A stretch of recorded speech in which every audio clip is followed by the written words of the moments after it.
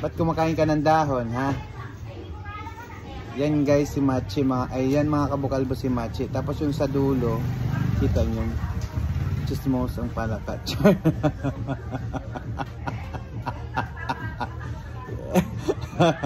Yung may nakita mo doon. Yan. Nakatanghod. Chismos. Hindi ko alam may ka-capture ko mga ukat. May nakaabang kasi dun sa kabila. Chay. Sorry. Video ko lang naman si Machi kumakain ng dahon. Ba't kaya kumakain ito ng dahon? Masakit tiyan niya? Siguro. Machi, masakit tiyan mo? Ba't kumakain? Ayun, kawawa naman si Machi. Machi!